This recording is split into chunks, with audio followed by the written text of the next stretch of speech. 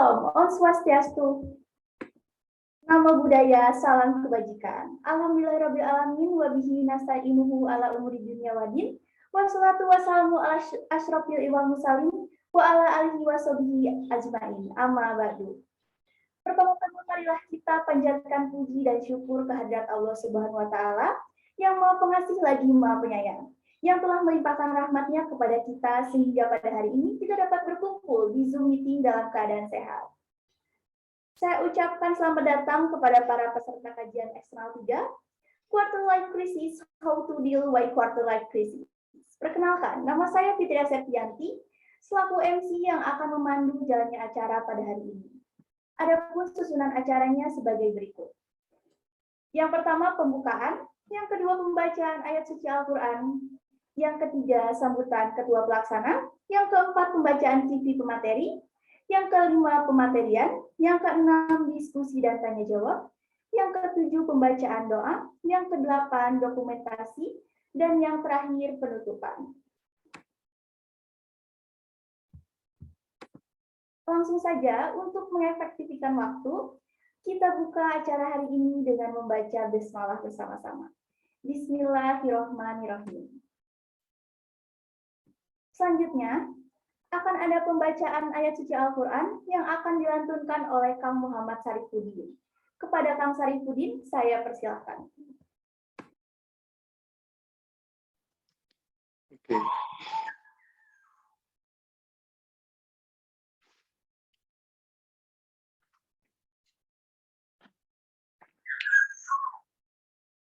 A'udzu billahi minasyaitonir rajim.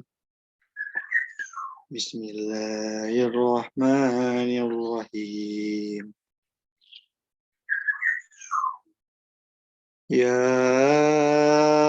ayyuhalladzina amanu idza qila lakum nafassahu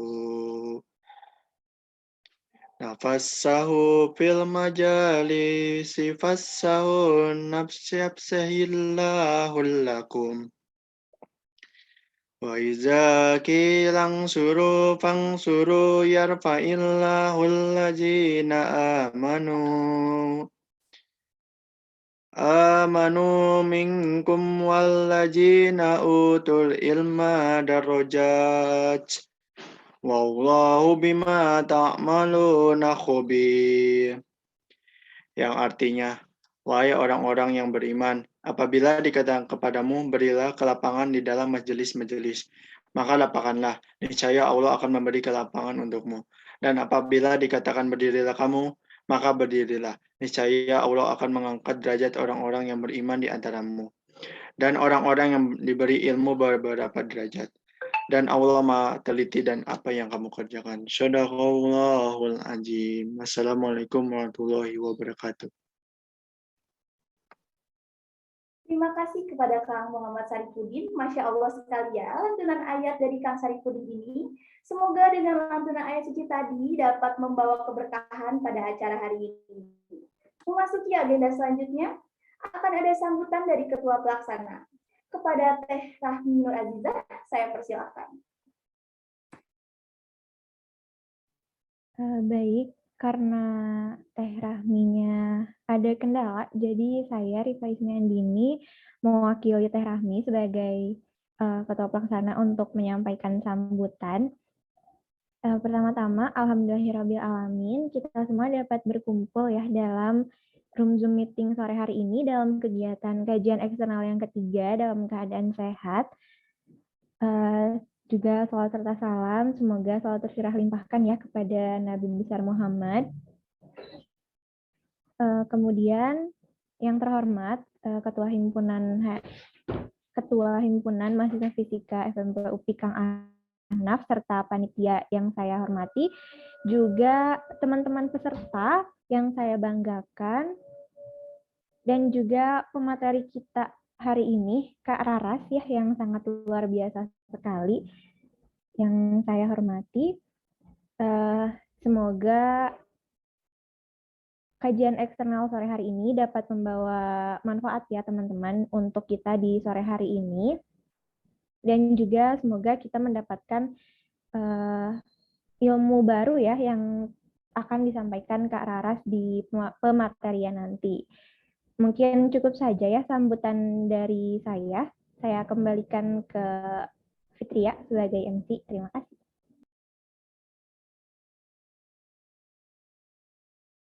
Ya, terima kasih kepada Teh Rifa atas sambutannya. Gimana nih teman-teman, masih semangat kan? Soalnya kelihatan banget nih mukanya pada lemes-lemes. Banyak yang off cam juga nih. Untuk yang bisa on cam, kita on cam dulu yuk untuk menyambut kakaknya biar acaranya lebih ramai juga.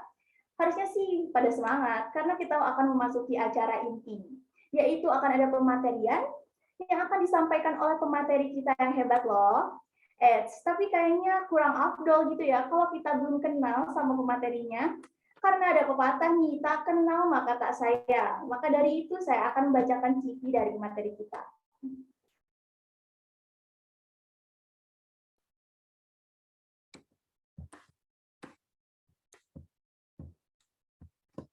Raras ini memiliki nama lengkap Putu Getsakadanya Rarasati Budita dengan gelar SPSI. Dan beliau memiliki education dan assessment di Pajajaran University menjadi Master of Adult Clinical Psychology. The best participant in virtual support class Health Nona. Dan juga professional experience-nya masih di Pajajaran juga nih.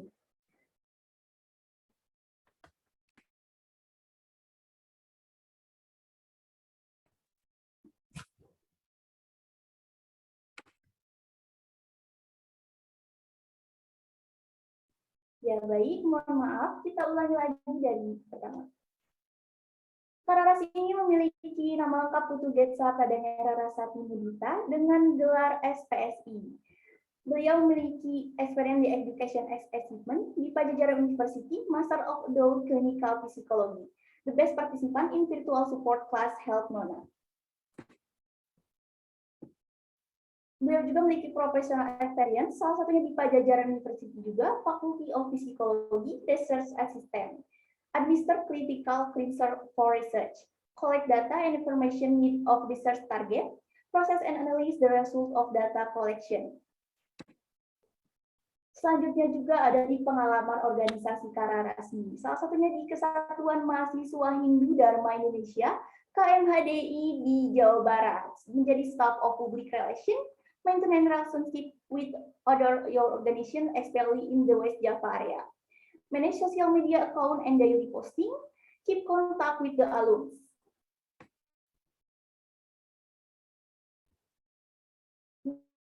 Dan yang terakhir ada di volunteer experience-nya Kararasmi, ada di Social Connect Head of Medical and Research, manage to manager to assess and 14 analyst for medical experience, and researcher division for coding, medical assistant in specialty internet event, detail list of potential partners and weekly training content in mental health issue. Menjadi act as a representative speaker in internal and external event. Medical expert manager, manager for medical expert associate in facilitating internal event, reveal for mental health content, and reveal for those more than 20,000 community members on Facebook and 3,000 members on Telegram.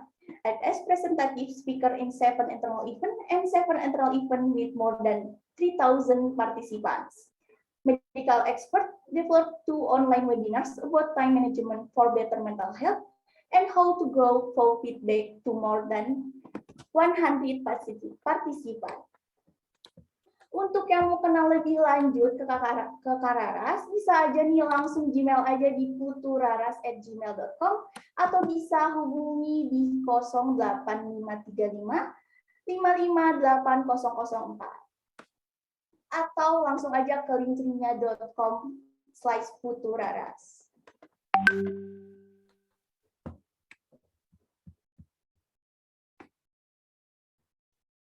Masih pada semangat kan? Coba nih teman-teman kasih reaction atau ketik doi di kolom chat bilang siap. Dan mau ngingetin juga nanti di penghujung acara ada link presensi yang harus teman-teman isi nih. Jadi jangan langsung leave ya.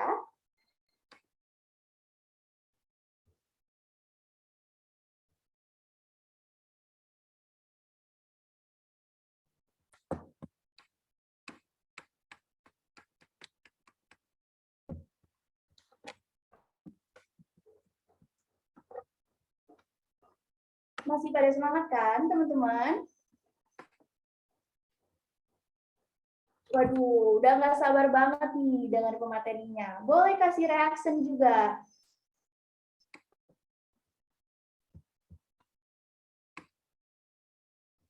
Baik, lihat antusias dan sudah tidak sabar nih mendengarkan pematerian dari Kak Rara. Sepertinya Kak Rarasnya juga udah ada di sini ya. Selamat sore Kak Raras. Hai, halo, selamat sore teman-teman semuanya. Apa kabar nih Kak? Kabar baik, Fitria gimana kabarnya? Alhamdulillah baik juga Kak. Apa Kakak udah siap nih memulai diskusi dan pematerian hari ini? Oke, siap, sudah dong. Oke, karena Kak Rarasnya udah siap nih, maka tanpa menunggu lama lagi langsung aja nih kepada Kak Raras saya persilakan. Oke, terima kasih banyak Fitria, dan terima kasih juga ya kepada teman-teman dari HMF FP MIPA UPI. Terima kasih banyak undangannya. Senang banget diundang untuk berbagi di hari ini, dan juga tentunya kepada teman-teman peserta ya yang hadir di sini. Terima kasih banyak. Biasanya mungkin hari Sabtu enaknya dipakai buat rebahan ya, apalagi sore-sore. Dan ini di Bandung nih, di rumahku juga lagi hujan ya. Mungkin teman-teman di sini banyaknya dari Bandung. Kayaknya enak banget gitu buat rebahan. Nah, tapi teman-teman memilih untuk hadir di sini. Terima kasih banyak. Semoga kita bisa diskusi bareng-bareng ya di sesi hari ini. Nah, hari ini aku dikasih kesempatan nih teman-teman untuk sharing tentang yang namanya quarter life crisis. Nih, aku sambil tampilkan slide-nya ya. Kira-kira sudah terlihatkah? Sudah terlihat, Kak. Oke, sip. Nah, tadi mungkin dari perkenalkan juga sama Fitria, namaku yang panjang tadi ya, yang ada di CV. Tapi karena kepanjangan, biasanya orang suka lupa, jadi aku punya nama panggung, namanya Putu Rarasati, yang teman-teman bisa lihat di nama Zoom-nya. Putu karena asalku dari Bali, dan Rarasati karena ada unsur nama panggilannya. Jadi teman-teman boleh panggil aku Raras. Nah, aku sekarang lagi aktif di Social Connect, makanya teman-teman bisa lihat ya, ada afiliasinya Social Connect. Itu adalah salah satu komunitas kesehatan mental yang lagi aku ikutin sekarang, dan kami banyak banget membahas tentang informasi kesehatan mental. Jadi kalau ada teman-teman mungkin yang tertarik untuk diskusi lebih lanjut, boleh ke Social Connect, nanti di sana ketemu sama aku lagi. Nah, di sesi hari ini apa aja sih yang bakal kita bahas? Nah, intinya sih ini aja ya teman-teman ya. Jadi aku nggak akan kayak dosen ya, sebisa mungkin aku nggak jadi kayak dosen, biar teman-teman nggak bosan. Kita akan ngobrol-ngobrol aja sih, terkait dengan quarter life crisis, terus juga nanti aku bantu teman-teman untuk merefleksi diri kali ya, merefleksikan apa sih yang lagi kalian rasakan sebenarnya di saat ini. Dan juga nanti terakhir akan ada tips untuk menghadapi krisis itu sendiri. Nah, tapi sebelum aku mulai, aku mau memastikan dulu teman-teman di sini udah pada standby atau belum. Soalnya tadi pas Fitria nanya udah siap atau belum, baru satu nih yang jawab. Oke, sekarang buat teman-teman yang udah standby, boleh dong diketik di kolom chat bilang siap. Aku mau lihat nih berapa banyak orang yang sudah siap. Oke, aduh, ini pakai caps lock ya. Terima kasih banyak, semangatnya nyampe nih ke sini. Oke, terima kasih banyak teman-teman. Oke, siap-siap. Ya, aku langsung 10 new chats. Oke, BTW kalau ada yang mau on cam, silahkan ya. Biar kelihatan nih ganteng-ganteng dan cantiknya. Tapi kalau ada yang lagi nggak bisa on cam juga nggak apa-apa. Oke, karena udah banyak yang bilang siap, udah pada standby ya di balik layar. Oke. Sekarang kita akan mulai dulu untuk kenalan dengan quarter life crisis. Nah, karena tak kenal maka kata sayang, kita kenalan dulu QLC itu sebenarnya apa sih? Karena kalau teman-teman pernah ikut webinar gitu ya, aku ngerasanya tuh kayaknya 1,5 tahun pandemi ini ada ratusan webinar psikologi ya, kayak di mana-mana itu webinar, dan juga nggak sedikit yang udah membahas tentang quarter life crisis. Tapi sayangnya banyak orang yang belum tahu sebenarnya QLC ini apa sih? Taunya tuh cuma pokoknya momen galau aja. Nah, di sini aku akan share definisinya. Sebenarnya nggak ada satu definisi yang benar-benar menggambarkan QLC, teman-teman. Setiap literatur itu pasti beda. Tapi intinya kalau dirangkum jadinya seperti ini. Intinya tuh QLC adalah suatu fase yang terjadi di umur 18-30 tahun, atau kalau di psikologi kita nyebutnya usia perkembangan dewasa awal, ketika seseorang itu mengalami kegelisahan dalam menentukan kehidupan. Intinya itu. Rentang usianya juga sebenarnya beda-beda ya tiap literatur. Ada yang bilang 18-25, ada yang bilang 25-30, ada yang bilang 20-30. Nah, jadi aku ngambil rentang terbesarnya aja tuh ya, 18-30 lah, kira-kira seperti itu. Nah, quarter life crisis ini bukan gangguan kesehatan mental ya, teman-teman. Karena ada yang pernah nanya ke aku, Kak, aku terganggu nih kesehatan mentalnya, aku QLC. Nah, QLC ini bukan gangguan ya, teman-teman. Tapi ini adalah tantangan di fase perkembangan. Yang mana di tiap fase perkembangan kalian sebagai manusia, itu pasti ada aja tantangannya. Nanti lepas dari QLC, ada lagi yang namanya midlife crisis, usia 50-an. Kayaknya di tiap tahap perkembangan pasti ada aja sih krisisnya. Tapi itulah yang membuat kita berkembang dan bisa maju lagi ke fase perkembangan yang berikutnya. Ciri-cirinya apa aja? Ini aku coba rangkum beberapa ciri ya, biar teman-teman lebih mudah kebayangnya. Yang pertama adalah biasanya kita jadi mempertanyakan kehidupan. Kalau pertanyaan filsafatnya tuh kayak, untuk apa ya aku hadir di dunia ini? Untuk apa aku ada di sini? Ya, itu udah kayak filsafat banget ya. Tapi intinya kita mempertanyakan kehidupan. Apakah kita udah di jalur yang tepat atau enggak? Seringkali kita ngerasa terjebak sama rutinitas yang dijalani saat ini. Misalnya, kita ngerasa salah jurusan, kita ngerasa salah universitas, kita ngerasa salah masuk bidang di magang, atau kalau di sini ada teman-teman yang mungkin udah kerja gitu ya, bisa jadi teman-teman ngerasa salah nih masuk bidang kerja, ini bukan passion aku banget, kalian ngerasa terjebak. Dan itu kadang seringkali membuat kita jadinya minder ketika ngelihat aktivitas teman di medsos. Kok orang kelihatannya kayak happy banget ya di Instagramnya tuh liburan terus kemana-mana. Atau kita lihat LinkedIn-nya. Sekarang LinkedIn tuh paling sering tuh bikin minder. Wah, dia udah magang di sini, punya pengalaman kerja di sini, dan sebagainya. Kita jadi minder. Padahal kita juga sebenarnya punya prestasi kok, teman-teman. Tapi kita nggak bahagia sama prestasi kita. Karena kita selalu membandingkan diri dengan orang lain. Kita ngelihat kehidupan orang lain tuh lebih bahagia, lebih bagus dari kita. Dan kita merasa seperti remah rengginang aja. Gitu. Terus kita juga jadi ragu untuk ngambil keputusan sendiri biasanya ciri-cirinya. Ketika kalian memasuki masa dewasa, itu kan ada transisi ya. Jadi dari usia 18 ke usia 19 gitu ya, itu tuh dari remaja ke dewasa. Yang mana kalau secara psikologi, itu tuh ada tugas perkembangan yang baru, yaitu terkait dengan kemandirian. Kalian mulai mandiri mengambil keputusan sendiri, dan kalian mulai bertanggung jawab atas konsekuensi dari keputusan kalian. Dan itu nggak mudah. Pernah nggak teman-teman harus memutuskan sesuatu gitu ya, terus galau? Aduh, bener nggak ya keputusan aku ini? Kalau misalnya nanti salah gimana ya? Kalau ternyata harusnya B gimana ya? Kalau ternyata harusnya C gimana ya? Kita jadi ragu. Karena biasanya mungkin sebelumnya kita dibantu oleh orang dewasa di sekitar, sekarang kita harus ngambil keputusannya sendiri. Kalau dulu kita bisa nyalahin eksternal gitu ya, misalnya kayak, ya iya sih karena orang tua aku sih milihin ini, karena kakak aku sih nyuruh aku gini. Tapi ketika kita udah dewasa, kita nggak bisa nyalahin eksternal lagi. Karena itu keputusan kita yang mengambil konsekuensi atas keputusan itu. Makanya itu nggak mudah, jadilah krisis, jadilah galau, gitu. Terus yang terakhir adalah sering mencemaskan masa depan. Nanti kita mau jadi apa ya? Habis lulus kuliah, mau berkarir di bidang apa ya? Bisa kerja atau enggak ya? Ini adalah pertanyaan-pertanyaan yang aku tanyakan sendiri sebenarnya ke diriku. Ketika aku lulus S1 2019 kemarin, banyak sekali aku mencemaskan, aku bisa kerja apa enggak? Aku mau lanjut kuliah apa kerja? Mau kerja atau wirausaha aja ya? Atau nikah aja mungkin, dan sebagainya. Kita banyak mencemaskan. Nah, itu adalah ciri-ciri kita kalau mengalami quarter life crisis. Sebenarnya nggak semua orang sih, teman-teman, akan mengalami QLC. Karena QLC itu tuh sebenarnya lebih ke pola pikir. Kalau kalian ngerasa galau, kalian ngerasa ini adalah krisis, ya berarti quarter life crisis. Karena bisa jadi satu situasi yang sama gitu ya, misalnya peristiwa yang sama, galau mau masuk ke bidang apa atau galau mau kerja di mana setelah kuliah, di satu orang bisa jadi itu krisis, itu bikin galau banget. Tapi di orang yang lain bisa jadi itu biasa aja dan jadinya nggak krisis. Gitu. Jadi ini sangat-sangat subjektif tergantung dari persepsi kalian sendiri. Nah, kenapa sih itu bisa terjadi? Kenapa bisa ada yang namanya QLC? Nah, aku juga penasaran sama jawaban dari pertanyaan itu sebenarnya. Jadi aku coba baca satu buku dari Jeffrey Arnett. Ini adalah salah satu psikolog ya, salah satu psikolog itu dari Amerika. Dia membuat sebuah buku namanya tuh Emerging Adulthood. Nah, Emerging Adulthood ini adalah momen di usia 18-25 ya, kalau yang didefinisikan, di mana itu adalah usia dewasa awal, transisi dari remaja ke dewasa.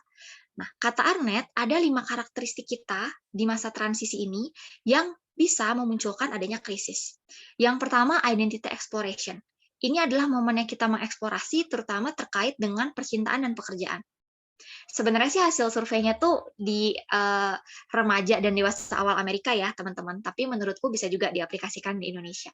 Jadi dari hasil surveinya, nggak anak-anak ya, berarti udah dewasa awal Amerika di sana, itu tuh mereka bilang, ketika mereka mencari pekerjaan, dulu kan mereka, di Amerika kan kalau SMA tuh mereka bisa sambil kerja sampingan ya, biasanya setelah sekolah. Nah, katanya ketika remaja mereka mencari pekerjaan, itu berbeda dengan mereka mencari pekerjaan ketika dewasa. Kalau remaja, mereka nyari pekerjaan, pertanyaan dalam pikirannya adalah, pekerjaan seperti apa yang cukup memberikan aku uang untuk jajan? Intinya itu. Tapi ketika udah dewasa, pertanyaannya berubah. Pekerjaan seperti apa yang sesuai dengan passionku? Pekerjaan seperti apa yang ada jenjang karirnya dan sesuai dengan minat? Pekerjaan seperti apa yang sanggup aku jalani ke depannya dan bisa membantu perkembangan diriku? Nah, ternyata dengan adanya perubahan pertanyaan dalam diri itu ketika mencari kerja, itu yang membuat mereka galau. Kalau dulu waktu SMA, ya udah deh, pekerjaan sampingan apapun ambil. Tapi ketika kita udah dewasa, kita kan sadar ya, kita tuh harus stabil secara finansial. Jadi milih pekerjaan pun nggak bisa yang asal-asalan. Itu yang bikin galau. Termasuk di percintaan juga. Ini yang menarik. Jadi katanya kalau waktu mereka remaja di Amerika tuh, pertanyaan mereka adalah siapa yang bisa bikin mereka ketawa. Intinya itu aja. Tapi ketika udah dewasa, pertanyaannya berubah. Orang seperti apa yang kekurangannya bisa aku terima? Orang seperti apa yang mempunyai kualitas yang bisa melengkapi diriku? Orang seperti apa yang sanggup aku berikan komitmen seumur hidup? Karena yang namanya kalau remaja kan mungkin masih cinta monyet ya, gitu, kayak masih main-main gitu. Tapi ketika udah dewasa, kita tahu bahwa tujuan ini adalah ke jenjang pernikahan, hubungan yang stabil. Makanya kita pun nggak bisa asal-asalan lagi. Kalau dulu mungkin kita lihat, oh dia ganteng nih, dia cantik nih, oke jadian gitu. Tapi ketika udah dewasa kan nggak bisa kayak gitu. Nggak cukup cuma sekedar penampilan fisik aja. Lebih ke kualitas dirinya. Dan itulah yang bikin kita galau ya, karena hal itu nggak mudah untuk kita cari. Selanjutnya, instability. Nah, di sini juga dibilang kita tuh masih bisa merevisi pilihan. Kalau nggak cocok sama kerjaannya, bisa resign.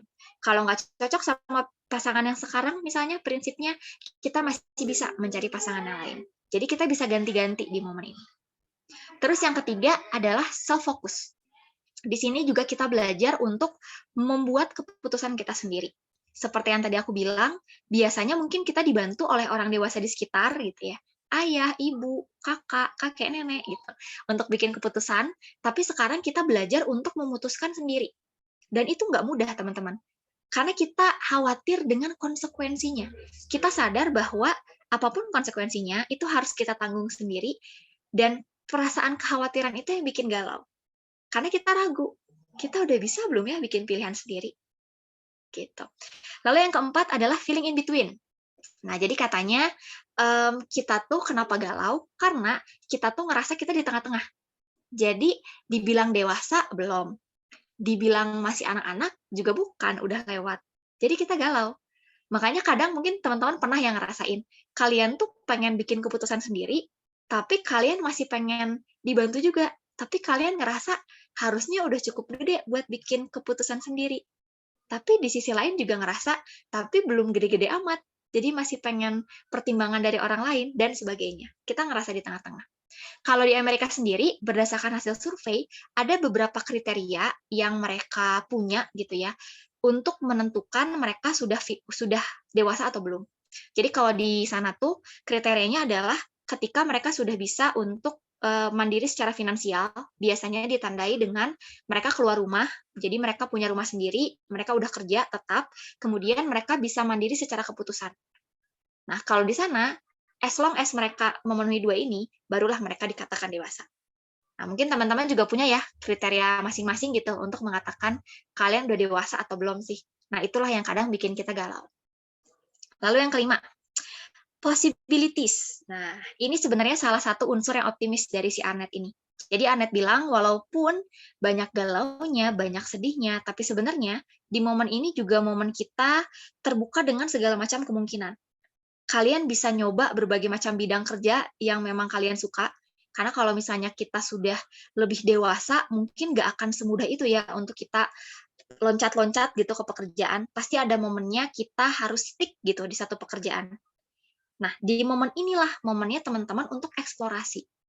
Momennya kalian untuk mencoba. Yang mana yang paling cocok dengan kalian, yang mana yang sesuai dengan tujuan hidup kalian. Dan seringkali semakin banyak pilihan, semakin bingung. Ya nggak sih teman-teman? Kayak yang tadi aku bilang aja, misalnya setelah lulus S1. Mau lanjut kuliah, atau mau kerja, atau mau wirausaha, atau mau nikah, atau apa. Banyak pilihan. Dan itulah yang bikin kita bingung. Tapi di balik kebingungan itu sebenarnya juga tersembunyi nih kesempatan untuk kita mengeksplorasi dan kenal diri kita sendiri. Gitu. Jadi ini masalah terkait dengan sudut pandang.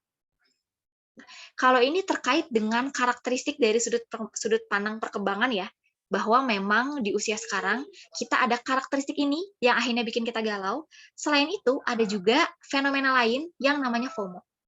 Aku mau tanya dulu teman-teman di sini ada yang udah pernah dengar belum tentang FOMO?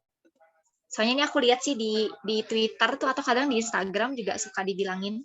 Tapi aku mau mastiin dulu, teman-teman udah pernah dengar belum ya tentang FOMO?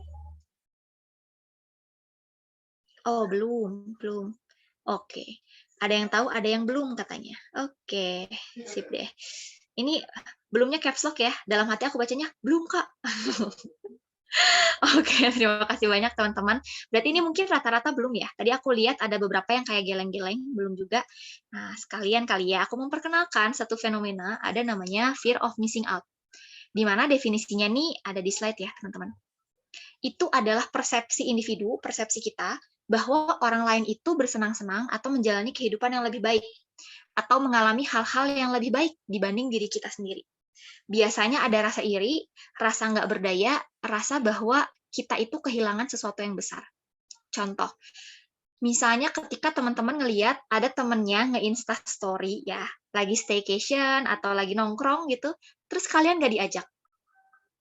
Nah, terus kalian merasa dalam diri kalian, duh, mereka ngomongin apa ya? Duh, kayaknya mereka seru banget sih, kok aku nggak diajak ya? Duh, jangan-jangan mereka ngomongin aku ya? Kita. Ini ada yang insecure ya jadinya. Iya, bener banget. Itu bikin kita jadi insecure. Karena kita ngerasa kayak kita ketinggalan sesuatu. Contoh lainnya adalah, coba teman-teman evaluasi diri kalian. Seberapa sering sih kalian nggak bisa lepas untuk scrolling informasi di media sosial? Rasanya tuh kayak pengen terus untuk tahu ada yang lagi, apa nih, ada yang viral apa nih di Twitter. Siapa nih yang diselingkuhin hari ini? Gara-gara akhir-akhir ini terlalu banyak informasi perselingkuhan ya. Jadi kayaknya nggak mau ketinggalan nih hari ini. Siapa lagi nih YouTuber yang diselingkuhin? Siapa lagi nih selebgram yang diselingkuhin? Wah, kita nggak mau ketinggalan informasi. Nah, itu namanya FOMO. Itu yang bikin kita jadinya ngerasa ketika ada orang lain yang kita rasa lebih hebat dari kita rasa lebih punya hidup menyenangkan dari kita jadi membandingkan dan membuat kita merasa lebih buruk terkait diri kita sendiri. Nah, gimana sih kaitannya FOMO dengan QLC? Ini banyak banget terkait dengan peningkatan penggunaan media sosial. Kayak yang tadi aku bilang ya, teman-teman ya. Dengan adanya medsos, kita jadi tahu orang lain lagi ngapain. Kita tahu updatean mereka. Dan kita jadi membandingkan kehidupan biasa dari diri kita dengan highlight dari kehidupan orang lain. Mengetahui kehidupan orang lain, itu rentan banget memunculkan perbandingan sosial yang nggak sehat. Perbandingan sosial itu sebenarnya netral, teman-teman. Dia tuh kalau secara teori, fungsinya tuh untuk mengevaluasi diri kita secara akurat. Tapi sayangnya, banyak orang yang ketika membandingkan, itu bukannya mengevaluasi diri lebih baik, tapi justru jadi merasa lebih buruk dibanding dirinya. Jadi merasa lebih terpuruk gitu, ya nggak sih? Kan sebenarnya ketika kita membandingkan, kan bisa kita gunakan untuk jadi bahan bersyukur gitu ya, untuk jadi bahan menyemangati diri, bahwa kayak ayo kita harus belajar lebih giat lagi supaya bisa happy-happy kayak dia gitu. Harusnya kan kayak gitu. Tapi seringkali kita terjebaknya ke perbandingan yang nggak sehat. Kita merasa kita hanya remah rengginang, yang tadi aku udah bilang gitu ya. Kita merasa kita nggak ada apa-apanya, kita nggak berharga, dan sebagainya. Yang perlu kita ingat adalah gambaran di media sosial itu belum tentu yang sebenarnya, teman-teman. Dan itu bukan keseluruhan ceritanya. Orang-orang yang kalian lihat berprestasi, keterima magang di sana-sini, mereka kan mungkin nggak share ya jatuh bangunnya mereka di belakang layar. Mereka mungkin nggak share sedihnya mereka, galaunya mereka, guling-gulingnya mereka mungkin untuk mendapatkan prestasi itu. Yang kita lihat outputnya apa ya. Makanya sebenarnya menurutku nggak tepat juga sih untuk kita membandingkan dari apa yang kita lihat di medsos ya. Karena kan kita nggak pernah tahu perjuangannya. Kita nggak pernah tahu kesulitannya. Kita sendiri pun mungkin nggak pernah juga kan nge-share kesulitan kita. Kita lagi nangis gitu ya, belajar buat ujian, kita share guys, aku lagi nangis. Kan mungkin nggak juga ya.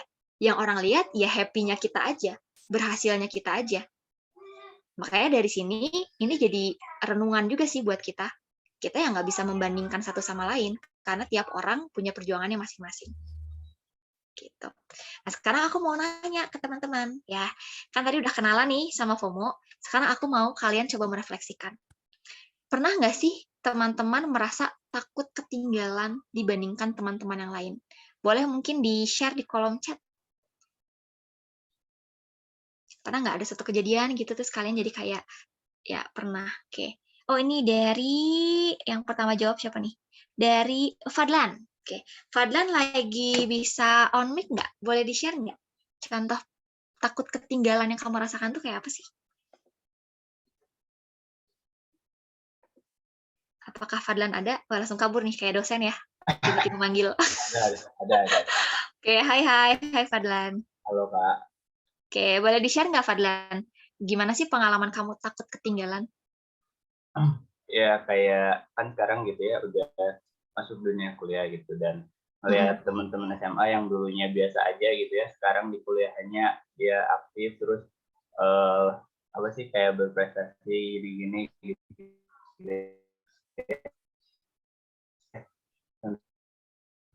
Dan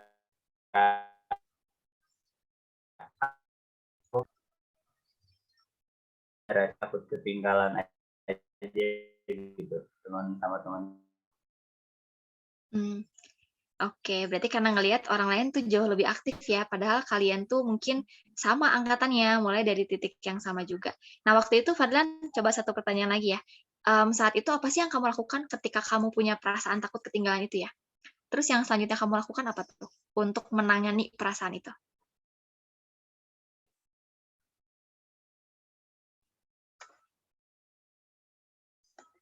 Fadlan masih on nggak ya?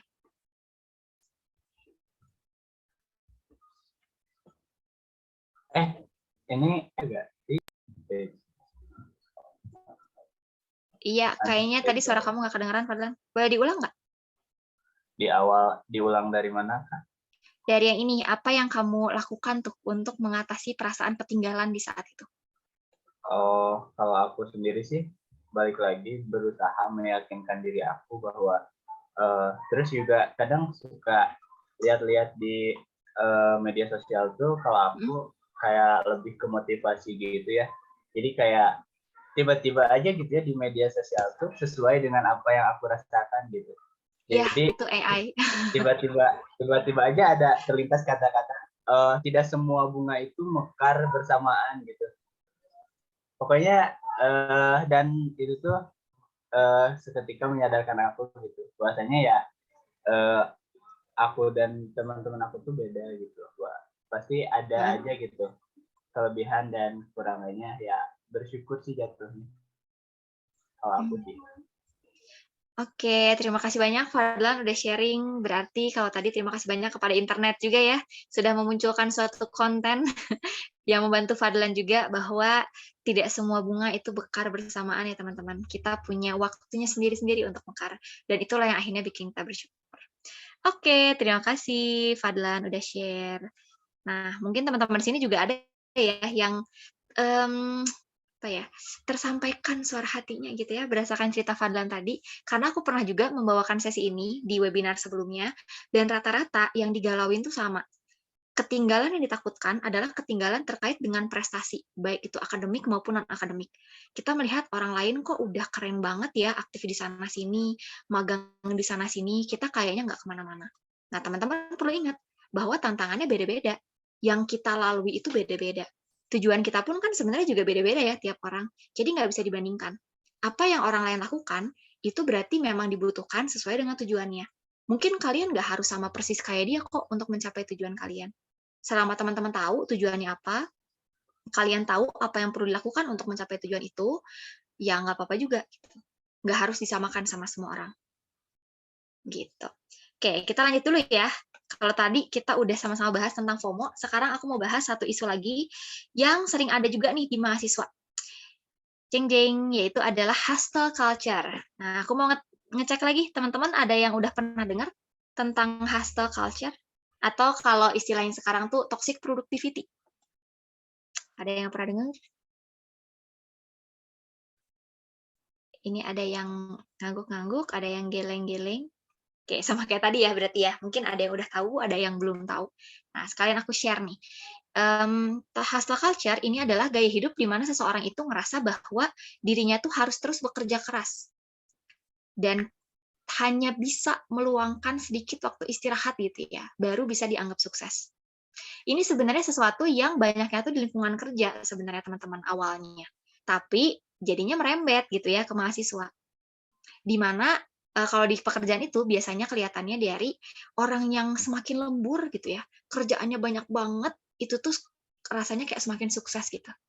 Ya nggak sih kalau kita ngelihat gitu ya, wah dia keren banget tuh, lembur, kerjaannya banyak, weekend-nya sampai nggak bisa liburan, full banget kerjaannya. Kadang kan kita ngelihatnya kayak wow banget ya, termasuk di kuliahan pun sama. Ketika kita ngelihat, waduh dia aktif banget ya di organisasi, ikut organisasi sana-sini, ikut 200 kepanitiaan di tahun ini gitu ya misalnya, wah segala macam diikutin. Kita ngerasa semakin banyak kuantitasnya, semakin sukses. Padahal sebenarnya produktif itu bukan dari kuantitas, teman-teman, tapi dari kualitas kegiatan yang kita ikutin. Kalau kita hanya fokus sama kuantitasnya, kita memforsir diri kita gitu ya untuk melakukan sesuatu tanpa tahu tujuannya, akan ada dampaknya. Secara fisik kita gampang capek, gampang sakit, dan biasanya jadi kurang tidur sih ya. Dan secara psikologis itu bisa muncul gangguan kecemasan bahkan depresi. Apalagi kalau kita merasa kerja keras kita tidak terbayar. Biasanya orang yang hustle culture itu dia yang memuaskan dirinya bukan hasil pekerjaannya, tapi validasi dari orang. Semakin dia kerja banyak gitu ya, semakin dia ingin dianggap keren sama orang. Semakin dia ingin dianggap sukses sama orang lain. Kalau orang lain nggak ada yang muji, nah stres deh di situ. Gitu. Nah sekarang kalau tadi kan produktif dari sisi aku ya gitu. Sekarang aku mau nanya lagi ke teman-teman. Kalau dari kalian sendiri, apa sih yang ngebuat kalian ngerasa produktif gitu sebagai mahasiswa? Karena kita harus tahu dulu, kita itu definisi produktifnya apa, karena itu yang akan menentukan bagaimana kita mengatasi dorongan untuk hustle culture dan krisisnya ini nih sebagai mahasiswa. Mungkin boleh di chat lagi di kolom chat. Apa sih yang menjadi definisi produktif buat teman-teman?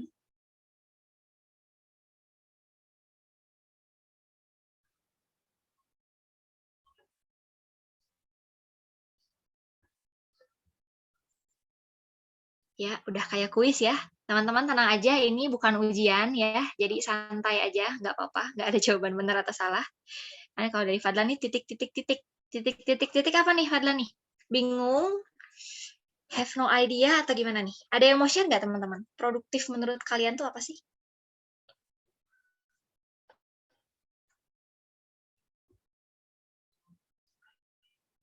Ya, muka-mukanya pada berpikir. Ya, aku jadi kayak dosen ya, kayak dikasih kuis. Oke.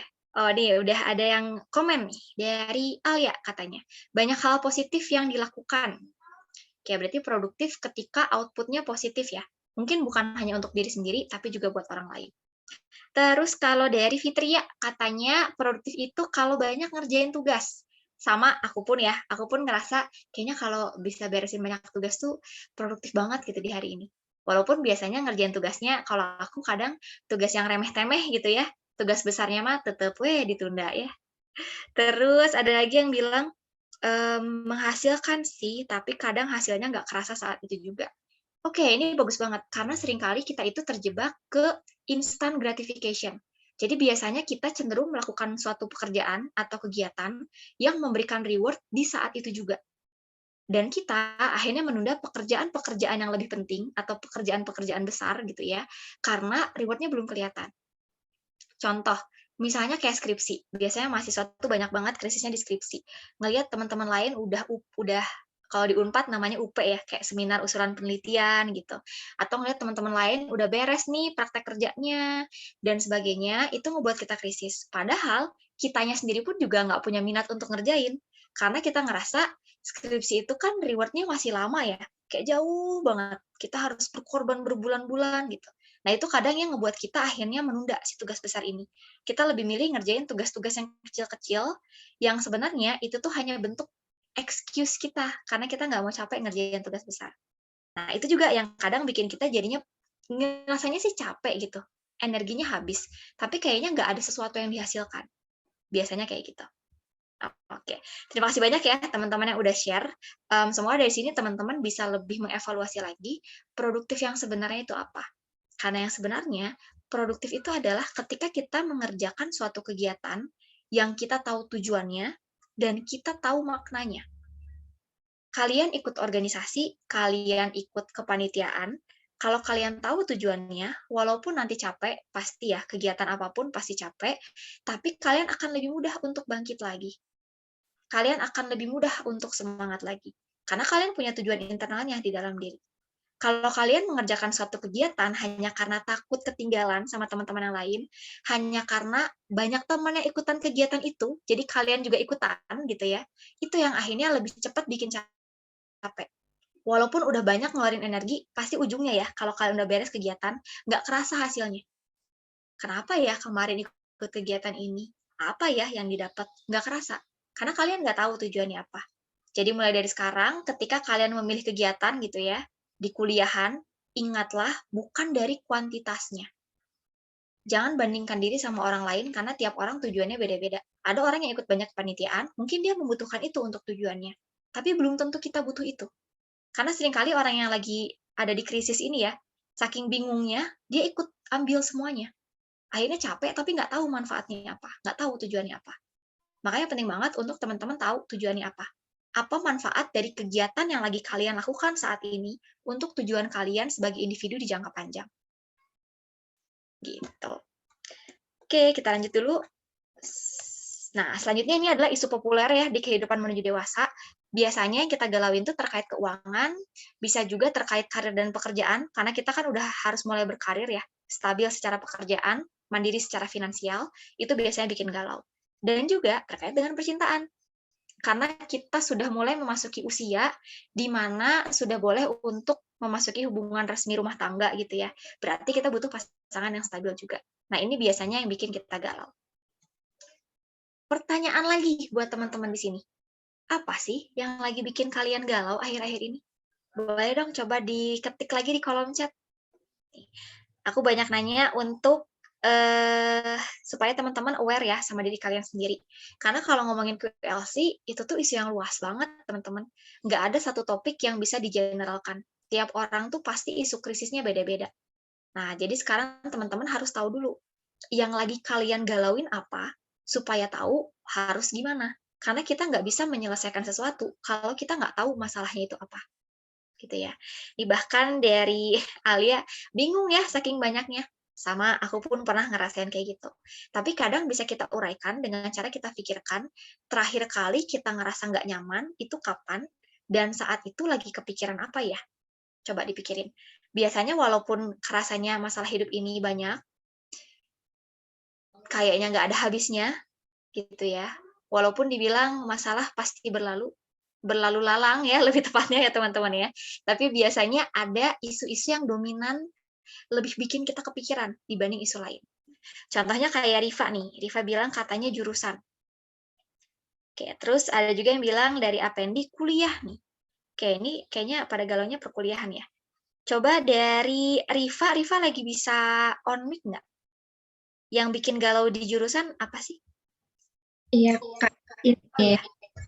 Hai. Ya, Boleh ceritain, Rifa? ya ini sih Kak tadi udah Kak Rara sebutin juga ya di awal, ngerasa salah di jurusan gitu. Kayak ngerasa kok aku kayaknya bukan di sini gitu ya, padahal udah tingkat 2 juga gitu. Ya gitu sih Kak. Terima kasih banyak Rifa, tenang saja kamu tidak sendiri, aku pun sama. Ketika aku masuk psikologi, aku juga sebenarnya tujuan utamanya bukan ke jurusan ini. Aku pengennya ke kedokteran ya. Di psikologi kayaknya banyak banget anak buangan kedokteran ya. Tapi kadang apa ya, kalau kita lihat lagi apa yang kita dapatkan sekarang itu tuh sebenarnya ada benang merahnya dengan tujuan yang kita inginkan. Jadi buat teman-teman mungkin bukan cuma Rifa aja sih, kayaknya masalah terkait salah jurusan atau kayaknya belum into ke apa yang lagi kalian kerjain sekarang, itu kayaknya masalah banyak mahasiswa ya. Aku sering banget lihat. Jadi kalau ada di sini teman-teman yang mungkin merasakan hal yang sama, it's okay gitu, nggak apa-apa. Justru dengan begitu kan kalian menyadari ya, apa sih yang kalian rasakan terhadap kegiatan kalian saat ini. Terus kalian coba fokus, apa ya yang bisa dilakukan sekarang? Yang di depan mata sekarang kan udah ada nih jurusan di saat ini gitu ya. Terus apa yang bisa dilakukan? Kalau cuma menyesali aja, nggak akan ada yang terjadi. Nah, kalau yang aku lakukan kemarin adalah aku coba ingat-ingat lagi tujuan jangka panjang aku sebagai individu itu apa. Misalnya aku pengen berkontribusi di kesehatan. Terus aku menyadari, kalau mau di kesehatan kan nggak harus dokter ya, saat itu ya yang aku pikirkan. Bisa dengan profesi apapun, termasuk psikologi. Nah, jadi aku mikir, oke, berarti karena aku udah di psikologi, supaya tetap bisa nih mencapai tujuan aku kesehatan, berarti aku psikologinya ke arah klinis. Contohnya kayak gitu. Jadi biasanya bisa kok kita tarik benang merah, apa yang bisa kita manfaatkan dari jurusan saat ini. Walaupun sebenarnya kalau masih memungkinkan untuk pindah jurusan, pindah aja sih, nggak apa-apa. Tapi kadang kan nggak memungkinkan juga ya untuk pindah gitu. Udah terlanjur tercebur di sini, jadi kita cari aja apa yang bisa dimanfaatkan. Nah, itulah sebenarnya fenomena krisis di quarter life crisis, teman-teman. Kita ngerasa galau, kita ngerasa bingung, tapi sebenarnya ini juga momen kita eksplorasi. Karena ketika kalian galau, kalian bingung, kalian kan jadi tahu ya, bahwa, oh situasi ini ternyata bikin aku nggak nyaman. Oh situasi ini, atau jurusan ini misalnya, ternyata belum cocok nih sama minat aku. Berarti apa ya yang bisa aku kembangkan supaya aku lebih menikmati kegiatan ini? Bisa jadi kalian jadi mencoba hal baru. Kayak aku ya, misalnya ketika aku masuk psikologi, I have no idea sama sekali psikologi itu ngapain gitu ya. Jadi aku coba untuk terjun ke komunitas kesehatan mental. Aku diskusi sama kakak tingkat. Aku melakukan hal-hal yang mungkin nggak akan aku lakukan kalau aku masuk di jurusan kedokteran saat itu. Itu sebenarnya bikin kita eksplorasi. Dan itu sebenarnya kuncinya dari QLC. Gitu. Masih banyak ya, Rifa sudah bercerita, itu juga sebenarnya kayaknya mewakili suara hati teman-teman yang ada di sini ya. Oke, sekarang kita lanjut dulu deh. Di sini aku sebelum ke tipsnya ya, aku mau share sudut pandang baru sih cara melihat krisis ini. Kayak yang tadi aku bilang, krisis ini kan ada di pikiran ya teman-teman ya. Ketika kita memandang itu sebagai krisis, jadilah krisis. Kalau kita memandang itu sebagai tantangan yang mampu dihadapi, kita akan mampu menghadapinya. Teman-teman perlu sadari bahwa ketika kita lagi ada di momen krisis, itu tuh sebenarnya mendorong kita untuk mencoba hal-hal baru yang mungkin nggak akan kita coba kalau kita nggak ada di posisi ini. Itu membuat kita jadi lebih mandiri, itu membantu kita untuk membangun prioritas yang baru, karena nggak semua keinginan kita bisa diwujudkan dalam satu waktu. Kita jadi belajar bikin prioritas, dan kita jadi kenal sama diri kita sendiri. Apa yang kita suka, apa yang nggak kita suka, kekuatan kita di mana, kelemahan kita di mana, minat kita di mana, dan sebagainya. Yang mana itu juga akan menggerakkan kita untuk membuat perubahan besar di masa mendatang. Karena apa yang kita putuskan di saat ini akan menentukan bagaimana kita 5-10 tahun mendatang. Gitu. Jadi selanjutnya, krisis ini jangan dilihat sebagai tantangan yang tidak berkesudahan ya. Walaupun memang benar gitu, krisis akan selalu ada, makanya kita lihat dari sudut pandang positifnya. Apa yang bisa kita manfaatkan atau kita pelajari dari krisis ini? Bagaimana krisis ini bisa membantu kita berkembang sebagai individu? Fokusnya di situ. Cari kesempatan untuk bertumbuhnya. Caranya gimana? Nah, ini aku akan share 6 tips untuk menghadapinya ya. Yang pertama adalah akui dulu adanya permasalahan. Nah, bentuk mengakuinya adalah dengan tadi teman-teman share di kolom chat ya, walaupun mungkin cuma beberapa, nggak apa-apa, tapi sekarang teman-teman boleh nih, di belakang layar ini ya, kalian mau tulis di buku, tulis di laptop misalnya, atau kalian pikirin aja, muncul di pikiran kalian. Coba refleksikan apa sih yang lagi mengganggu pikiran kalian saat ini. Terus kira-kira alternatif solusi yang ada gimana ya? Karena kalau kita nggak mengakui ada masalah, ya segimanapun dikasih alternatif solusinya nggak akan mempan juga. Gitu. Jadi kita harus akui dulu, ada nih masalah. Kita lagi nggak baik-baik aja nih. Baru kita cari alternatif solusinya. Lalu yang kedua, fokus aja sama diri sendiri. Berhenti mendengarkan ekspektasi orang lain kalau memang itu tidak sesuai dengan value kalian, dan jangan bandingkan diri dengan orang lain. Karena tiap orang punya garis start yang berbeda, tantangan yang berbeda, tujuan akhir yang berbeda. Jadi kita nggak bisa ngebandingin. Kalau kita membandingkan untuk menyemangati, itu nggak apa-apa, silahkan. Karena sebenarnya secara teori, tujuan perbandingan sosial yaitu untuk membantu kita termotivasi, belajar dari orang lain. Tapi kalau kita sadar nih, diri kita tuh bukan tipe yang mudah termotivasi kalau ngelihat prestasi orang lain, ya berarti jangan. Hindari aja. Sesuaikan dengan kenyamanan kalian masing-masing. Dan ingat ya tadi, setiap orang punya tantangannya. Orang yang kalian iriin karena ngelihat mereka sukses, mereka bisa ada di titik itu kan bukan karena leyeh-leyeh aja ya, bukan karena rebahan. Pasti ada nangis, sedih, dan guling-gulingnya di belakang layar yang kita nggak tahu. Gitu. Lanjut ke tips yang ketiga, ini menurutku adalah salah satu kuncinya ya sebenarnya di quarter life crisis ini, yaitu adalah explore. Bahkan sampai 3 kali aku tulis ya, explore, explore, explore. Karena seringkali kita tuh galau karena kebanyakan pilihan. Bisa A, bisa B, bisa C juga. Yang mana ya yang paling oke? Banyak pilihannya. Jawabannya, pilihan mana yang paling tepat? Sebenarnya nggak ada yang tepat 100%. Nggak ada pilihan yang bisa bikin kita happy 100%. Yang ada adalah pilihan yang paling sanggup kita jalani konsekuensinya. Jadi kalau misalnya nih, contoh sederhananya, teman-teman ketika lulus S1, bingung sama 4 pilihan, mau lanjut kuliah, kerja, wirausaha, nikah, misalnya ya, ini yang paling umum. Kalian galau, yang mana ya? Nah, coba kalian tuliskan plus minus kalau kalian melakukan keempat hal ini. Setelah itu, kalian lihat minus mana atau kayak tantangan mana, pengorbanan yang mana yang paling sanggup kalian lakukan. Karena pilihan apapun kan pasti ada konsekuensinya ya. Sekarang tinggal milih aja konsekuensi yang mana yang paling sanggup kalian lakukan. Karena selalu ada yang perlu kita korbankan untuk mendapatkan sesuatu yang lain. Nah, baru yang keempat, buat prioritas hidup. Karena tidak semua hal yang kita inginkan bisa berjalan di satu waktu yang sama, dan tidak semua hal juga bisa kita lakukan sebenarnya. Jadi kita yang harus milih, yang mana dulu yang memang penting untuk kita lakukan. Yang mana yang memang sesuai mendukung value dan tujuan kita. Makanya punya tujuan hidup itu penting banget, teman-teman. Ketika kita nggak tahu kita mau ngapain, kita nggak punya tujuan, kita jadi menjadikan tujuan orang lain sebagai tujuan kita. Itu yang akhirnya rentan membuat perbandingan. Gitu. Makanya miliki dulu tujuan, sadar bahwa tujuannya itu fleksibel, mungkin aja bisa berubah-ubah, dan disitulah peran kita untuk membuat prioritas. Gitu. Lalu yang terakhir nih, 2 terakhir. Yang kelima adalah temukan sumber dukungan. Kelilingi diri dengan orang-orang suportif ya di masa yang krisis ini. Karena di sini tuh aku ngerasanya ya, pengalaman aku kemarin tuh ketika kita lagi di masa-masanya galau, masa-masanya bingung, penting banget untuk kita punya orang yang percaya sama kemampuan kita. Yang selalu mengingatkan bahwa kita tuh bisa. Karena kadang diri sendiri aja nggak cukup ya. Ketika kita dapat dukungan dari orang lain, aku ngerasa itu tuh kayak bensinnya gitu. Itu bikin kita lebih semangat lagi. Dan itulah yang harus teman-teman cari. Hindari dulu deh mengelilingi diri dengan orang-orang yang toksik ya, hempaskan aja dulu. Bersamalah dengan mereka yang suportif. Lalu yang terakhir, dampingi diri dengan self-love. Jangan terlalu keras ya teman-teman ke diri sendiri. Wajar kalau kalian punya target, punya tujuan, punya ekspektasi ke diri sendiri, tapi jangan sampai itu mengorbankan kesejahteraan kalian. Jangan sampai kalian terlalu menuntut diri kalian, sampai kalian nggak menikmati perjalanan bertumbuh dewasa ini. Karena nggak ada manusia yang sempurna, teman-teman. Dan setiap langkah kita pasti ada aja tantangannya. Dan itu nggak apa-apa.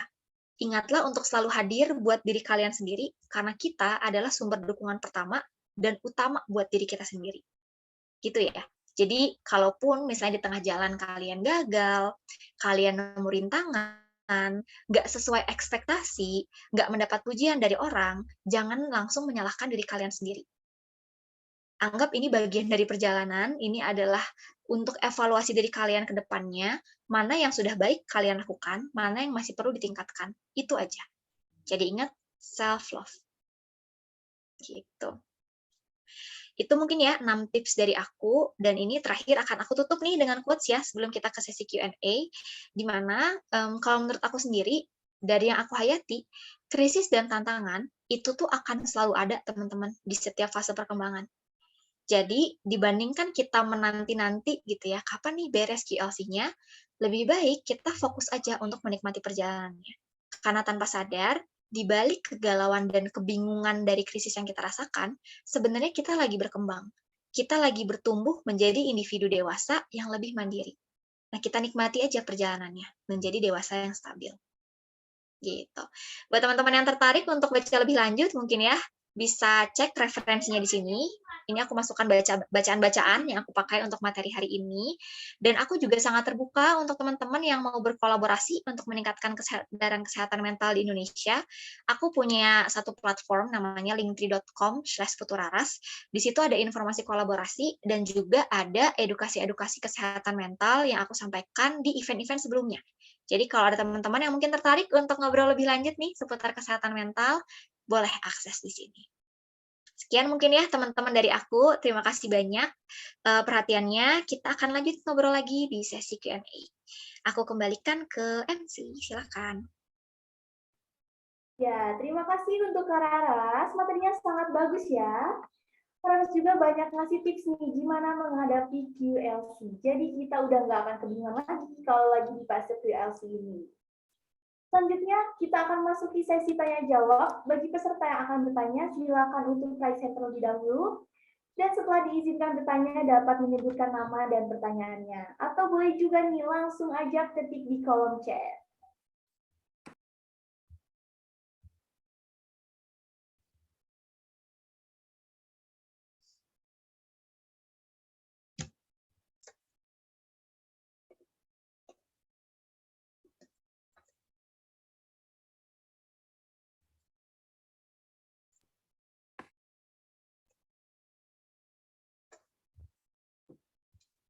Biasanya hening lagi momen-momen berpikir nih.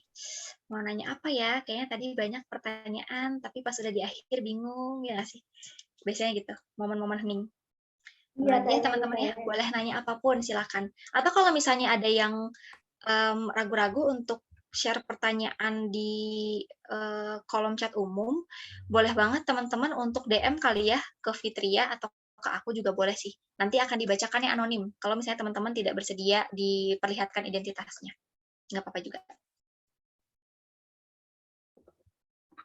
Ya, sepertinya juga ini udah agak luntur semangatnya ya. Oke, yang bisa on cam, kita on cam dulu.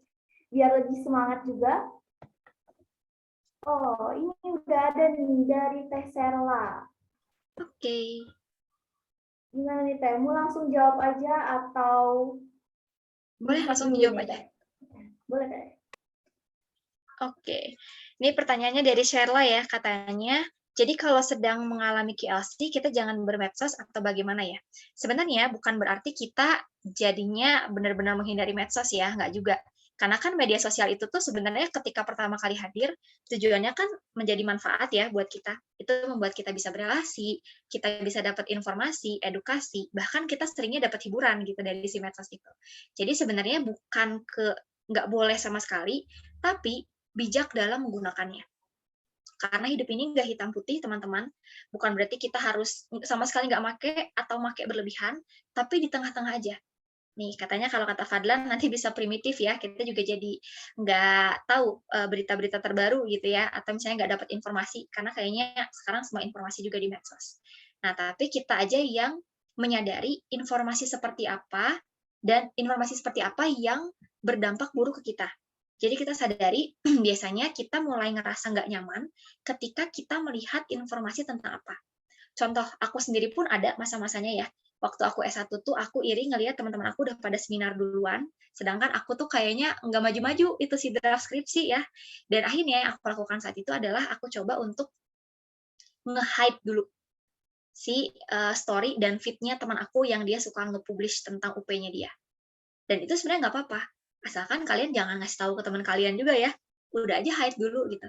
Kalau aku sih ngerasanya itu membantu aku untuk terhindar dari hal-hal yang membuat aku stres jadinya. Kita menghindari diri dari stresor namanya.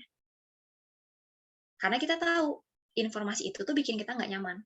Itu tidak berdampak baik ke kita. Nah, disitulah perannya kita untuk, oke, informasi mana yang bisa kita terima, informasi mana yang harus kita batasi. Nah, itu sih yang namanya bijak dalam bermedia sosial. Gitu. Semoga menjawab ya, Sherla. Oke, Teh. Ini ada lagi nih yang masuk ke kolom chat aku. Katanya, saya izin bertanya, mengenai menentukan pilihan, saya tipe orang yang sangat sulit dan kebingungan dalam menentukan pilihan. Seakan selalu ingin menentukan pilihan yang terbaik tanpa ada kendala apapun. Gimana ya, Kak, cara mengatasinya? Oke, terima kasih banyak Anonim yang sudah bertanya. Jawabannya adalah, kan tadi pertanyaannya gimana caranya bisa mengambil keputusan yang terbaik tanpa ada kendala apapun. Ya. Jawabannya adalah tidak ada. Ya. Tidak ada keputusan yang terbaik, teman-teman. Pasti setiap keputusan tuh ada kendalanya, pasti ada nggak enaknya. Karena kalau berdasarkan iklan kan no pain, no gain ya. Kita tidak bisa mendapatkan sesuatu kalau kita tidak mau mengorbankan sesuatu. Dan kayak yang tadi aku bilang, sebenarnya tuh bahkan di keilmuan pun nggak ada yang namanya keputusan paling baik yang memastikan 100% semua pihak yang terlibat bahagia, itu nggak ada. Yang ada adalah keputusan yang paling mampu kalian hadapi konsekuensinya. Setiap keputusan pasti ada nggak enaknya kan, pasti ada konsekuensinya kan. Nah sekarang kita pilih aja, konsekuensi mana yang walaupun nggak enak, tapi paling sanggup deh kita lakukan. Itu aja, itu pun udah keputusan terbaik kok buat kamu di saat itu.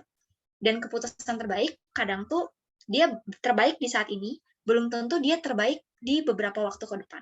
Dan itu nggak apa-apa.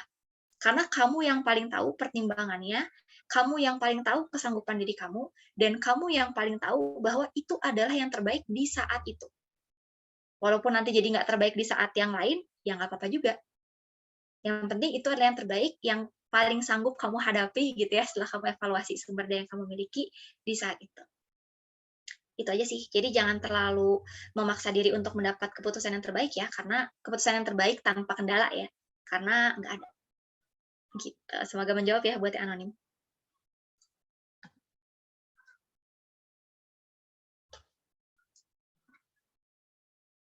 Nah, ini masih ada juga nih, masih anonim juga. Boleh. Gimana caranya buat kita hanya fokus pada diri kita sendiri dan enggak terus membandingkan diri sendiri dengan orang lain? Sebenarnya kalau dari wejangan-wejangan yang sering sih adalah yang tadi ya, yang tadi mungkin udah di-share juga sama Fadlan ya tadi ya, yang di-share sama Fadlan juga bahwa bunga itu punya waktunya sendiri-sendiri untuk mekar. Wejangannya sih itu, tapi aslinya kan susah ya teman-teman ya, susah untuk kita nggak membandingkan.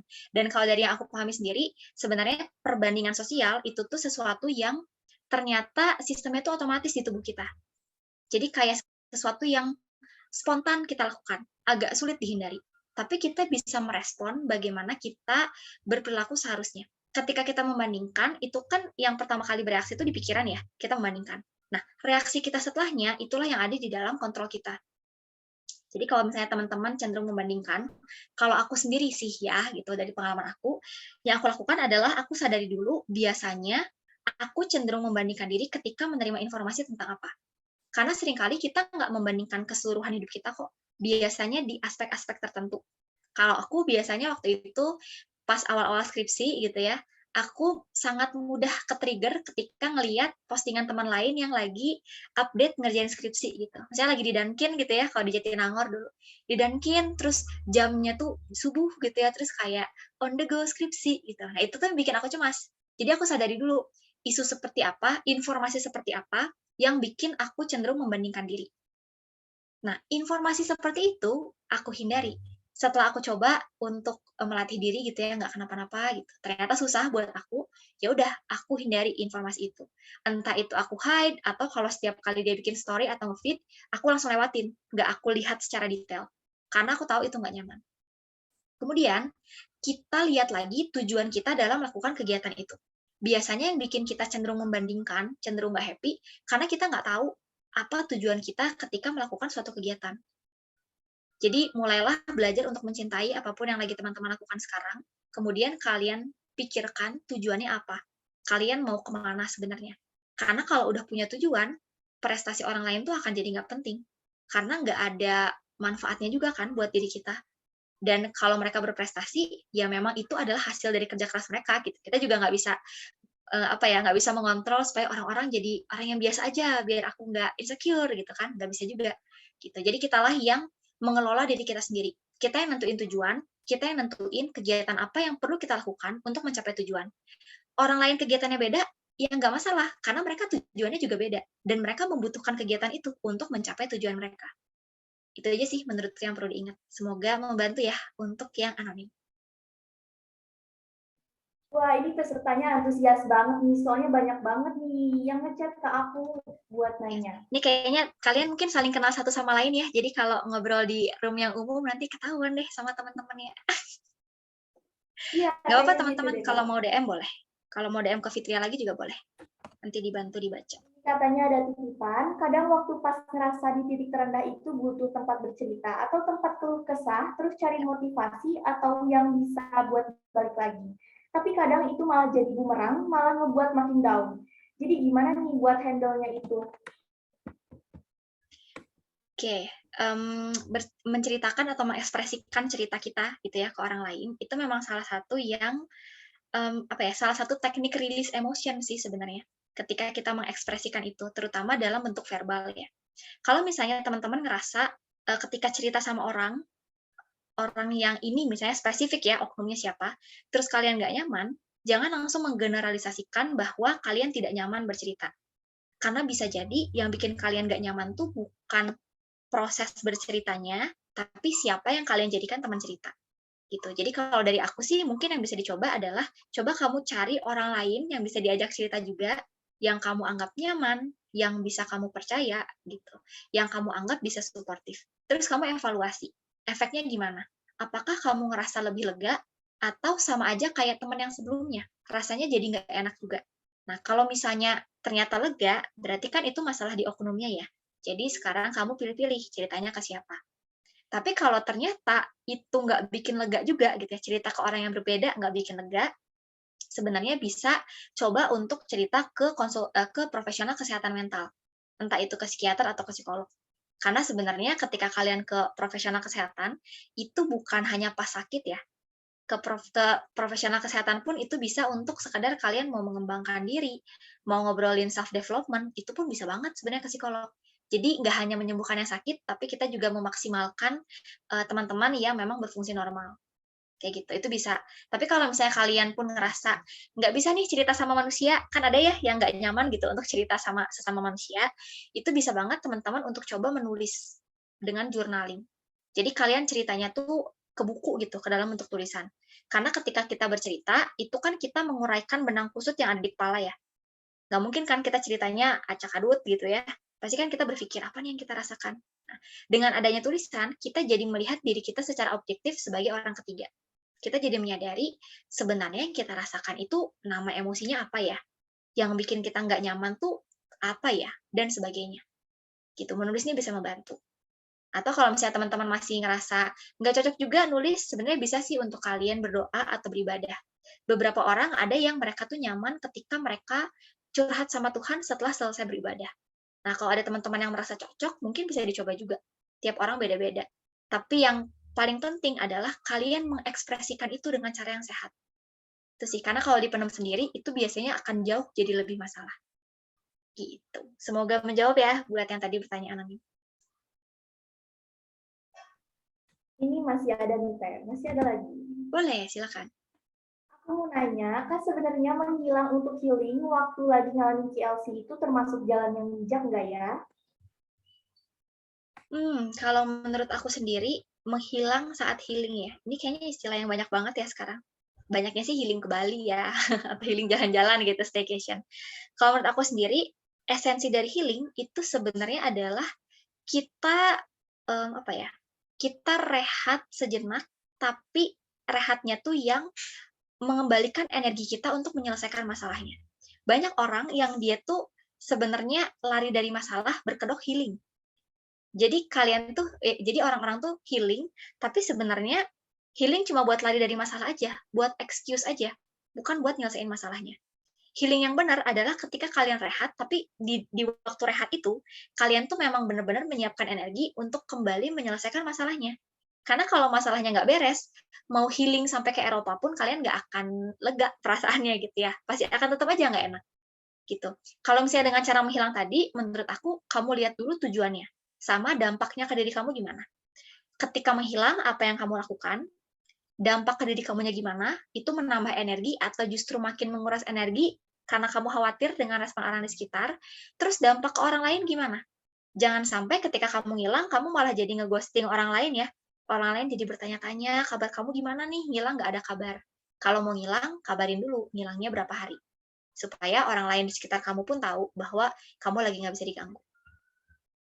Itu sih. Jadi ngelihat dari tujuannya apa sama dampak ke diri sendiri dan ke orang lain kayak gimana. Kalau kamu tahu tujuannya memang untuk kamu rehat, kamu nyiapin energi untuk kembali lagi ke masalahnya, dan tidak ada yang dirugikan, itu nggak apa-apa. Itu tepat. Tapi kalau misalnya kamu nggak ada tujuannya, cuma pengen lari aja, setelah ngilang, masalahnya masih ada, kamunya masih ngeganjal, itu berarti healingnya nggak tepat. Gitu. Semoga menjawab ya.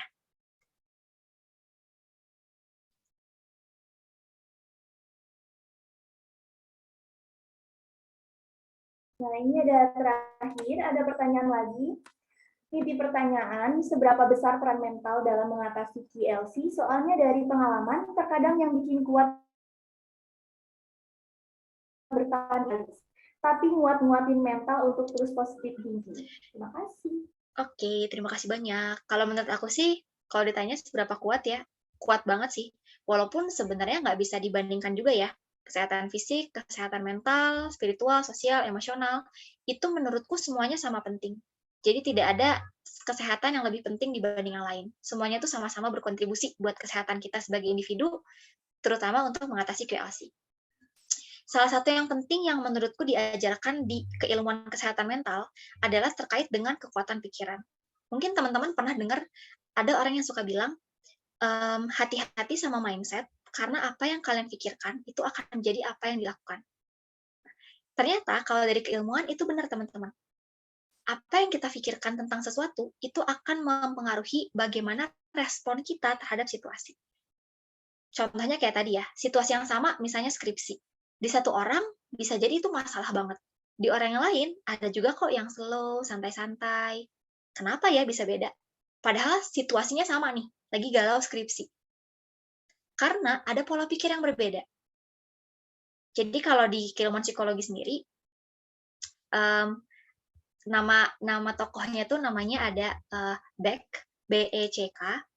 Beliau baru aja kemarin ya, meninggal beberapa waktu lalu di usia 100 tahun, itu beliau mengemukakan satu teori tentang cognitive behavior therapy yang itu tuh jadi terapi yang sangat umum dan membantu banyak orang.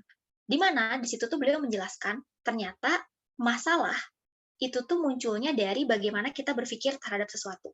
Dari adanya irrational belief namanya, atau kepercayaan yang tidak rasional, yang tidak realistis terhadap sesuatu. Ketika kita memikirkan, kita merasa skripsi itu adalah tugas yang nggak sesuai sama minat kita, tugas yang butuh energi banyak banget, aku nggak bisa nih skripsi ini. Beneran, yang akan keluar adalah perilaku males-malesan, kalian nunda-nunda, jadinya cemas terus, itu yang akan terjadi. Tapi kalau kalian melihat skripsi itu sebagai momen kalian berkembang, walaupun susah sih harus begadang, tapi itu adalah momen yang bisa untuk dikenang, itu mempersiapkan kalian dengan soft skill di dunia kerja gitu ya. Kalian jadi belajar untuk daya tahan, kalian belajar resiliensi dan sebagainya dari proses pengerjaan skripsi, dari situ yang muncul responnya akan lebih positif. Nah, makanya ketika kalian merasa hal-hal yang negatif gitu ya terhadap suatu situasi, termasuk di masa krisis ya, di masa QLC ini, coba kalian tanyakan ke diri kalian sendiri, pikiran apa sih yang muncul di situasi itu? Karena pikiran itu akan menentukan bagaimana reaksi kalian ke depannya. Jadi kalau mau reaksinya positif selama QLC, mau bisa mengatasi ini dengan baik, kalian harus evaluasi si pikiran itu. Jadikan sebagai narasi yang membangun, bukan narasi yang menjatuhkan diri kalian sendiri. Gitu. Semoga menjawab ya untuk yang bertanya. Ya, terima kasih untuk Kak Raras. Karena waktu untuk sesi tanya jawabnya telah habis, pertanyaan tadi menjadi penutup untuk sesi ini. Terima kasih kepada peserta yang sudah bertanya, dan mohon maaf untuk peserta yang belum sempat bertanya. mungkin dapat diajukan di lain waktu, atau boleh juga nih menghubungi langsung Kak Rarasnya melalui Instagramnya di @puturaras. Dan jangan lupa di-follow juga ya. Sekali lagi terima kasih kepada Kak Raras yang telah memberikan pematerian yang sangat luar biasa. Semoga dengan pematerian tadi dapat bermanfaat untuk kita semua. Berikut ada kenang-kenangan dari panitia berupa sertifikat yang akan diserahkan oleh Ketua Pelaksana sebagai ucapan terima kasih kepada Kak Raras karena telah bersedia menjadi pemateri pada acara hari ini.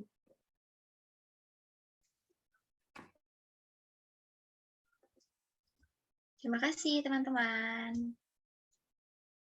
Ya, ini Kak Raras ada sedikit kenang-kenangan ya dari kami buat Kak Raras karena telah bersedia mengisi pematerian hari ini dengan sangat luar biasa gitu ya Kak. Semoga bisa kembali gitu ya kebaikan Kak Raras buat kami dengan kebaikan yang lebih lagi ke Kak Raras. Amin, terima kasih banyak.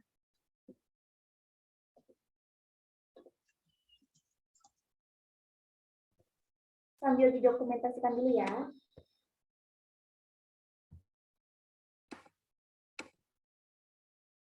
Selanjutnya sebelum acara ini ditutup, kita akan mendengarkan pembacaan doa oleh Kang Muhammad Sarifudin. Kepadanya saya persilakan. Oke, mungkin ini berdoa dulu ya sebelum penutupan. Bismillahirrahmanirrahim. Allahumma sayyidina Muhammad wa ala sayyidina Muhammad wa ala alihi wa asma'in. Amin. Amin ya rabbal alamin. Bismillahirrahmanirrahim. Rabbana innana sami'na munadiyan yunadi lil imani an aminu bi rabbikum fa amanna. Rabbana faghfir lana dunubana wa ghafir anna sayyi'atina wa tawaffana ma'al abrar. Rabbana wa atina ma wa'adtana ala rusulika wa la tukhzina yaumal qiyamati innaka la tuliful mi'ad. Rabbana dhalamna anfusana wa illam taghfir lana wa tarhamna lanakunanna minal khasirin. Rabbi ij'alni muqiman sholati wa min dzurriyyati. Rabbana wa taqabbal du'a.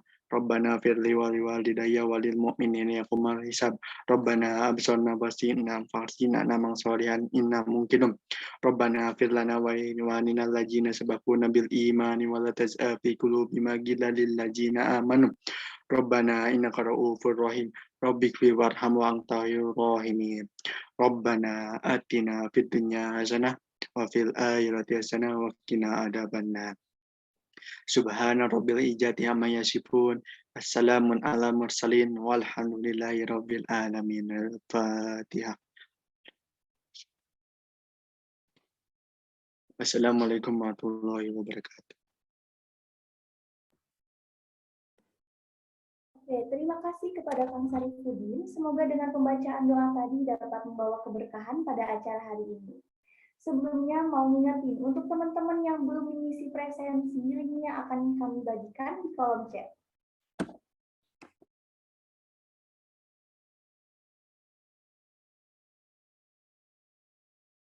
Boleh nih, langsung diisi aja teman-teman.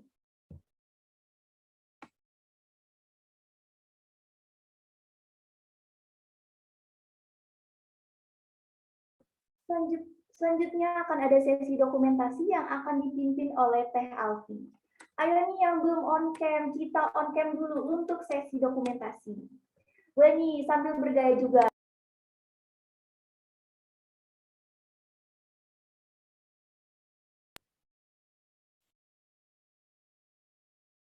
Yang on cam di layar aku masih satu slide ini.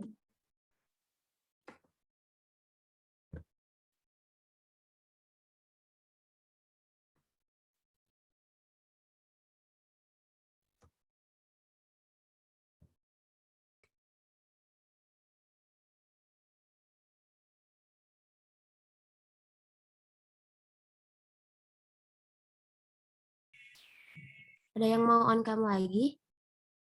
Ditunggu 1 menit ya.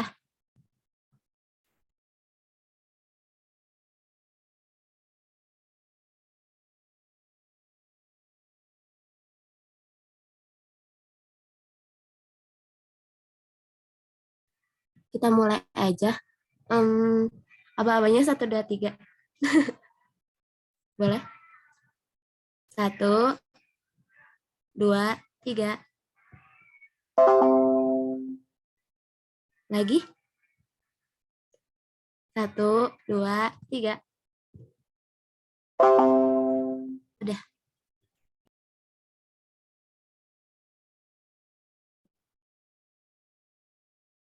Baik, terima kasih kepada Teh Alfi yang sudah mendokumentasikan kegiatan pada hari ini.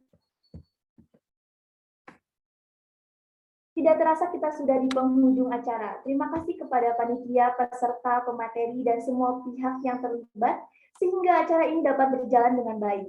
Selanjutnya izinkan saya untuk menutup kegiatan kajian eksternal 3 ini sekaligus menjadi kajian eksternal terakhir atau penutup seluruh rangkaian kegiatan radiasi ini.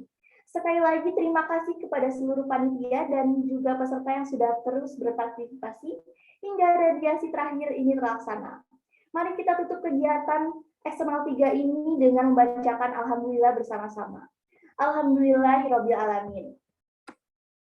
Saya selaku MC pamit undur diri. Terima kasih atas perhatiannya. Mohon maaf apabila ada tutur kata ataupun tingkah laku yang kurang berkenan. Sebelumnya kita pantun dulu. Makan buah pakai sumpit. Jangan lupa bagi-bagi. Cukup sudah, saya pamit. Terima kasih dan sampai jumpa lagi. Wassalamualaikum warahmatullahi wabarakatuh. Terima kasih banyak teman-teman. Semoga bisa ketemu lagi di kegiatan lainnya ya. Happy Terima kasih. weekend. Ya, makasih juga Kak Raras.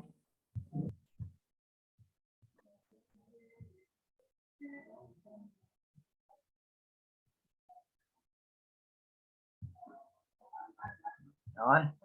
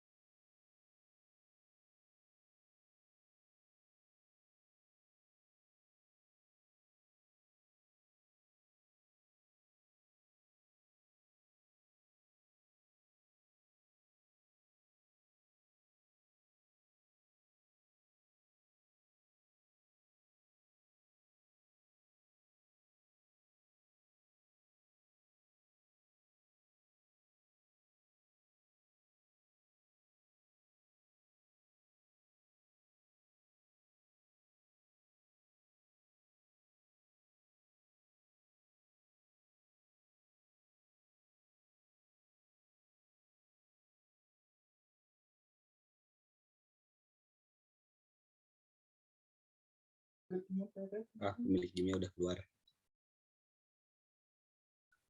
Anjing, empohin. Sorry guys, miskom.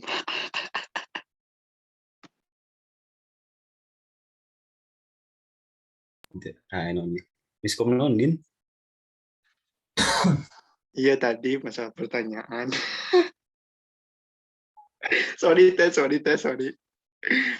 Maksud aku tadi tuh 2 lagi, itu terakhir udah cukup. Kalau ditutup ya udah. Ya tuh maaf tuh ya sama aku, nggak apa-apa. Udin tanyain ke mau sama. Gue mau tahu, tanyain ke IG-nya Kararas semua pertanyaan yang ada. Tadi maaf juga, aku pas terakhir teh kan harusnya eksternal, terus teh radiasi karena di teksnya teh bingung. Ada 2, ada eksternal sama radiasi, jadi akunya bingung. Bukan siapa itu, Maaf banget. Masa aku. Saya lagi telepon Gak apa-apa. Kan Ya, aku bilang diganti dulu ya, kata aku teh. Ya aku teh gak sempat ganti. Apa? Emangnya mau hari apa? Tahu sekarang, jangan sekarang deh evaluasinya. Sekarang aja tuh Bang. Yang sekarang. Gak ya sekarang lah. Udah banyak kan. Ya udah, evaluasinya sekarang ya. Teh Risti ada gak? Aduh, kau mana untukku? Diam atuh. Bisa sih. Ya dimulai di 17.05 aja buat Eva. Biar ada yang nyiapin dulu buat Eva kan. Ada CD. Hah? Nonin? Eta peserta Kang Sidi keluar. Atuh, alhamdulillah. Demi Allah, sok sambil